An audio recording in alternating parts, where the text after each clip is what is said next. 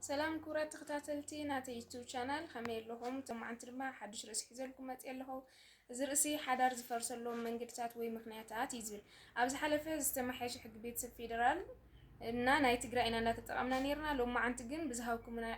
ሓሳብ መሰረት ናይ ትግራይ እየኽጥቀም ስለዚ ናይ ትግራይ አዋጅ ቁጽር 116 ዝዋር 99 ብናይ ኢትዮጵያ ቆጻጽራ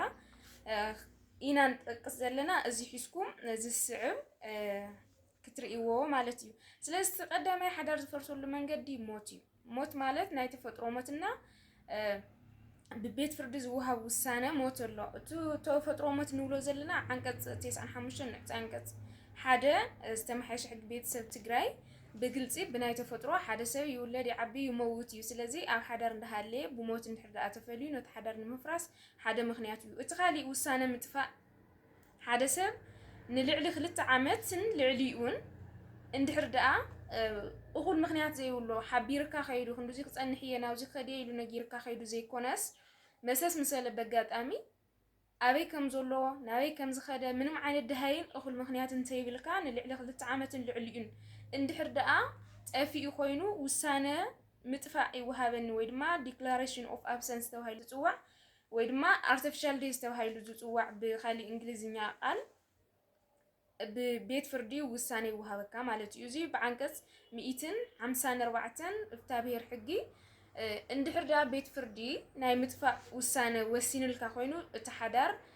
فريسولو مالتي سلازي از وسانه اندحر رحيونا خوينا حدار تقاريصو ويدما فريسو خمز خونا ازيون حد اخل مخنيات يو مالتي اتخال اي حدار فرسولو فتحيو خلتيهم تسمع معهم مالت نخفاتو حس بناي كلتيهم سممعنت فتحنا بيت فردي حتو قرب يخلي ازين تاع مالتي بعنقه 99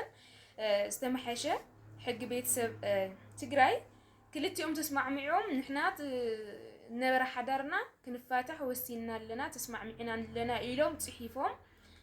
ترداديهم نبيت فردي نختصدقلهم حتى خقلتلو بناي كلتيهم سممعنت يتحدى اتخالاي جن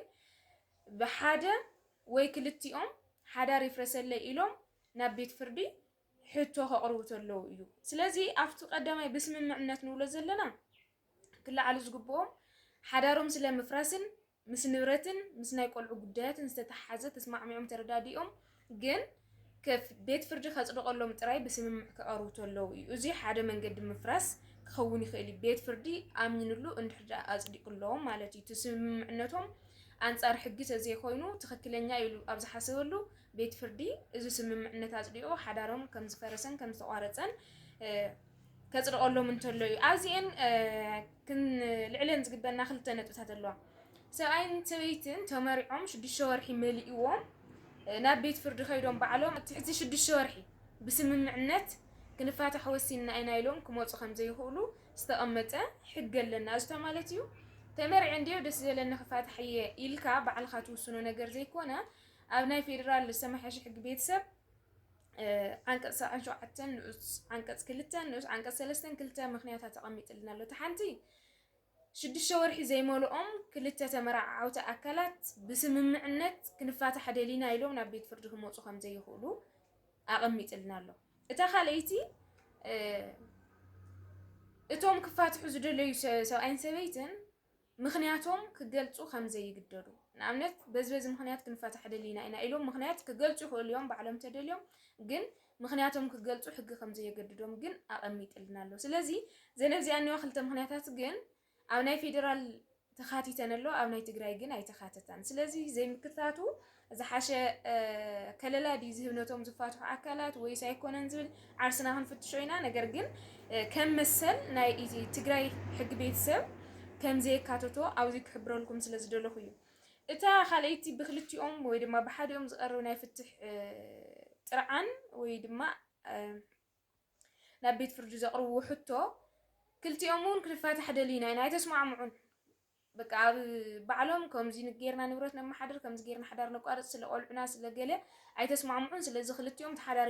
يدلنا ينيلهم كلتي يوم كسخ أروي خولي يوم ويد ما حد يوم تحضر يدله هون سلت تحضر زيك وأرد اللي فرس الليل هون نبيت فردي كسخ أروي خولي يوم مالت لذي ويد بسمع ويد ما بني حد يوم ويد بناكل يوم كسي كم كلاي مخنيات فتح መቋረጽ ሓዳር ወይ ድማ ምክንያት ሓዳር እዩ ማለት እዩ እቲ ካሊ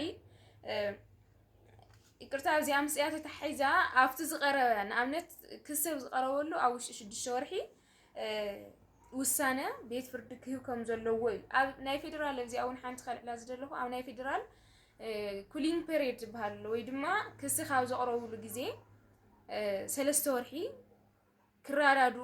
እቲ ምፍታሕ ሓዲገሙስ ክስማዕምዑ ክምክሩን ተናእሰ ካብ 3 ወርሒ ዘየንእስ ግዜ ክወሃቦም ይግባእ ዝብል ኣብ ናይ ትግራይ ግን እንታይ ኢልና ኣሎ ዝኣመነሉ ቤት ፍርዲ ዝኣመነሉ ግዜ ሂቡ ንክስማዕምዑ ንክራዳዱ እንትፍታሕ ሓዲጎም ሓሳቦም ንኽይሩ ቤት ፍርዲ ዝኣመነሉ ግዜ ክህቦም ኣለዎ ኢሉ ኣብዚ ቀሚጡሉ ኣሎ ስለዚ ንቤት ፍርዲ 2 ወርሒ ድዩ 1 ወርሒ ድዩ 2 ሰሙን ድዩ ከከም ኩነታቱ ክውስን ከም ዝኽእል ንቤት ፍርዲ ስፍሕ ዝበለ ቦታ ሂብዎ ኣሎ ማለት እዩ ስለዚ ኣብዚ ምስ ናይ ፌደራል ንእሽቶ ይፈላለዩ ኣለዎ ማለት እዩ ታሳልሰይቲ ሓዳር ዝፈርሰሉ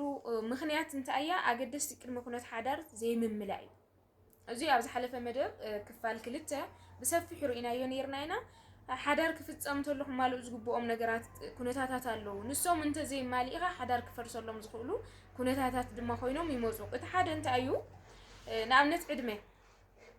18 ዘይመልአ ህፃን ክምርዖ ኣይኽእልን ኢሉ ቀሚጥልና ሕጊ ንኣብነት 18 ዘይመልአ እንድሕር ዳኣ ተመርዑ ግን እሞ 18 ዘይመልአ እቲ ዝምልከቶ ኣካል ጥርዓን እንድሕር ዳኣ ኣቕሪቡ ኮይኑ እቲ ዝተመስረተ ሓዳር ፈራሲ ይኸውን ማለት እዩ ፈራሲ ይኸውን ማለት 18 ዘይመልአ ጥርዓን ተቐሪቡ እምበር 18 ምስ መልአ እንድሕር ዳኣ ኣቕሪቡ ኣይፈርስን ማለት እዩ ነገር ግን 18 ዘይመልአ ንዝቐረበ ጥርዓን ብኡ መሰረት ሓዳር ፈራሲ ከም ዝኾነ ይገልጸልና ማለት እዩ እቲ ካሊእን ዓበይቲ ኣብ ርእሲ ሓዳር ምፍጻም ወይ ድማ ባይጋሚ ኢልና ዝረኣናዮ ኣብ ርእሲ ሓዳርካ ሕጋዊ ሓዳር ንሃልየካ እንደገና ካሊእ ሕጋዊ ሓዳር እንድሕር ዳኣ ፈጺምካ እዚ ነቱ ዝተመስረተ ሓዳር ክፈርስ ይገብሮ ማለት እዩ እቲ ካሊእ ኩነታት እውን ናይ ቤተሰብ ዝምድና ወይ ድማ ብመውስዎ ዝመጽእ ዝምድና እናሃልየካ ሓዳር ምምስራት እዚ እንታይ ማለት እዩ ናይ ትግራይ ሕጊ እስካብ 7 ኢሉ ቀሚጥልና ኣሎ ንኣብነት ካብኡ ተሳጊርና እሱ ሓሊፍና እንድሕር ዳኣ ሓዳር መስሪትና ኮይና ዘይሕጋዊ ሓዳር ስለ ዝኾነ እዞም ኣገደድቲ ቅድመ ኩነታት ስለ ዘይማልእ እዚ ሓዳር እዚ ክፈርስ ይግደድ ማለት እዩ ስለዚ ከምዚኦም ዝበሉ ምክንያታት እንድሕር ዳኣ ተሳጊርና ሓዳር ተመስሪቱ እቲ ሓዳር ንኽፈርስ ቅድመ ኩነታት ወይ ድማ መንገድታት ኮይኖም ኣለዉ ስለዚ ሞት ክስ ብምቕራብ እና ኣገደስቲ ቅድመ ኩነታት እንድሕር ዳኣ ዘይማሊእና ሓዳር ንኽፈርሱ መሰረታዊ መንገድታት ወይ ድማ ምክንያታት ይኸውን ማለት እዩ ስለዚ ኣብዚ መደብ እዞም ኣገደስቲ ዝበሃሉ እዚኦም ንምሕባር ደልየ እዚ ፕሮግራም ሰሪሐዮ